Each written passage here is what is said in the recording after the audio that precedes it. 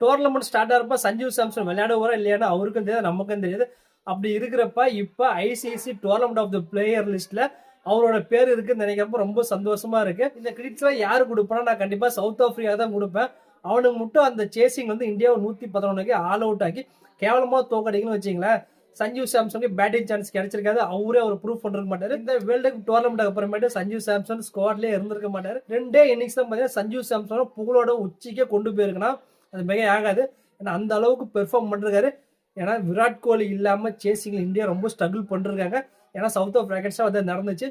இருக்கிறப்போ ஒரு 197ங்கிற டார்கெட் இந்தியால கனவுல கூட சேஸ் பண்ண முடியாது நினைச்சிட்டு இருக்கிறப்ப சஞ்சு சாம்சன் 97 அடிச்சு ஒரு தெறிக்க விட்டு இந்தியாவை செமிஃபைனல் கொண்டு வந்தாரு.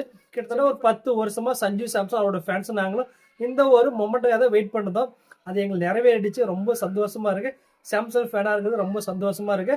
ஏன்னா இதுக்கு முன்னாடி குறிப்பிட்ட இவ்வளவு பேர் தான் பாத்தீங்கன்னா சஞ்சு சாம்சன் சப்போர்ட் பண்ணுவாங்க. இந்த 2 மேட்சுக்கு அப்புறமேட்டு ஒட்டுமொத்த இந்தியன் ஃபேன்ஸும் பாத்தீங்கன்னா சஞ்சு சாம்சன் ஃபேன் ஆயிட்டாங்க.